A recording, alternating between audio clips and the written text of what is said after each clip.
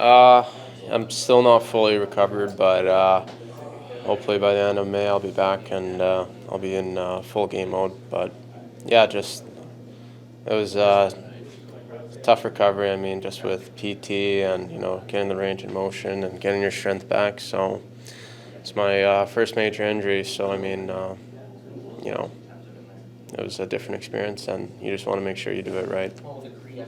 Kevin, the last time we talked with you, you were hoping to come back in the season. Just sort of what transpired in that kind of final meeting with the doctor. That's maybe he told you that the injury was getting better, but just not good enough to play. Yeah, I mean, once when I started shooting, I was like, maybe I could come back. I was really hopeful, and I went to the person who did my shoulder. He's one of the best surgeons, Dr. Elitrosh, and I went back and made sure that what I was doing is all right, and then he just kind of said, listen, you could feel fine, but if you take a hit the wrong way, or if you get hit, the whole surgery just could take a turn for the worst, and we're going to have to redo the whole process all over again, and who knows if you're going to be back for next year. So it was just way too much risk, I think, and yeah, and then he just kind of shut me down. So it was unfortunate. I was doing everything that I could do to get back, bag skating and getting ready for the next game.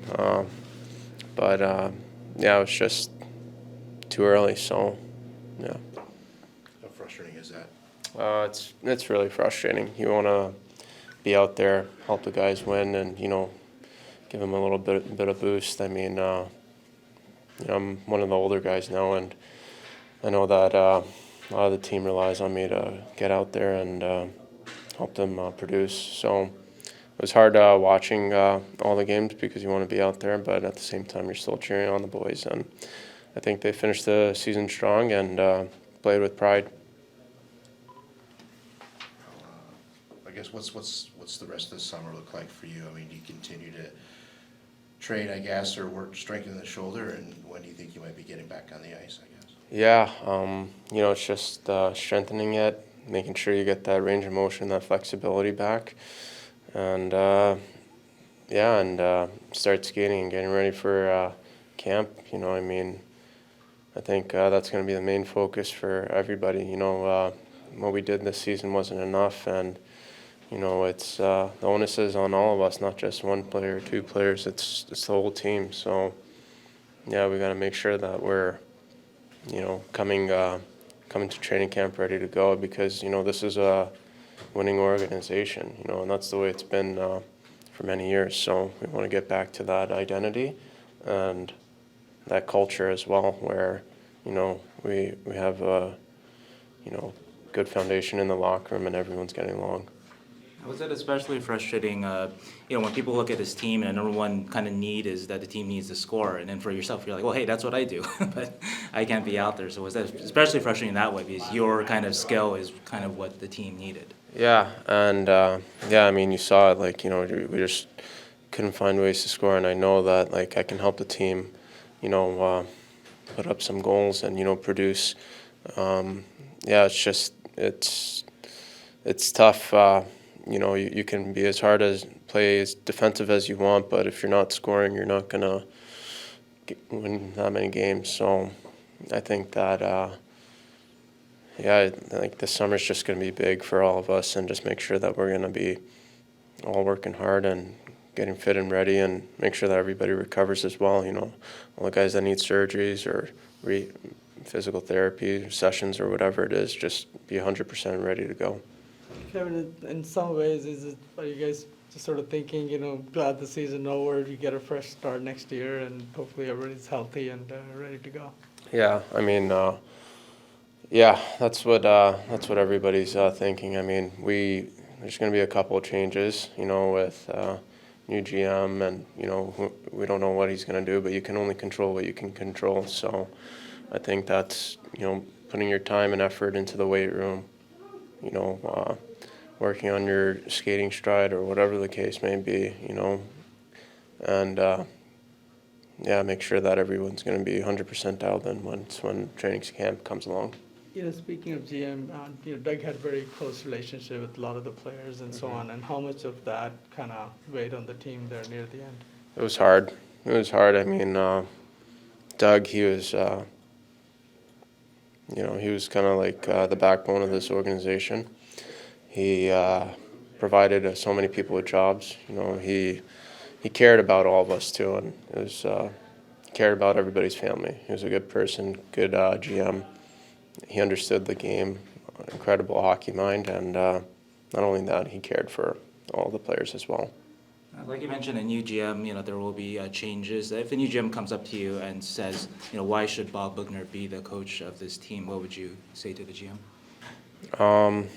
I tell him, Boogie, he's a competitor. I mean, he wants to win, and we didn't get it done. Maybe make some few tweaks here and there, but I think that at the end of the day, it's not, it's the GM's decision, and I'm sure there's analytics on, like systems, like the way coaches handled the year and the way players handled the year. So I think that whoever the new GM is, he's going to try and reconstruct the team the way he wants his identity to be. So, and I mean, bottom line is we want to be a winning team, winning organization again, and that's the main thing. So we want to get back on track in whatever way that is.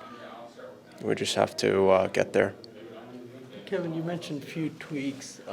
Do you think perhaps there's going to be bigger changes really to get back to a competitive playoff team? I think that I believe in these guys. Like I really do think we got a good core group of players, and we got a lot of skill set as well. What the answer is, I'm not sure, but I know that everybody contributes and everybody plays a big role on the team, and not sure. We just have to kind of make that next step and kind of make that turn and start winning games again. What do you think of having another forward sort of to replace Kane, let's say, in the lineup? Yeah, I mean, it's he can play the game. I mean, you see it in Edmonton, and he puts the puck in the net. But yeah, we just got to make sure that when you lose a guy like that you figure other ways out. Whether it be a little bit more defensive or players from all four lines contributing. So yeah, it's a game, and you got to try and figure it out and win. What do you guys thought about how that whole thing transpired, in the locker room? What was the thought about that? Sorry, say that again. About Kane leaving, what was the thought in the locker room among you guys? I mean, it was, I think the fashion and the way that it happened, it was a big elephant in the room, but at the same time, we were in season and we had a job to do, so we wanted to make sure that we handled it well, and we just came to work every day. It's like, all right, let's put this behind us. Let's get back to our game mode and get ready for the next game, and let the management handle the rest.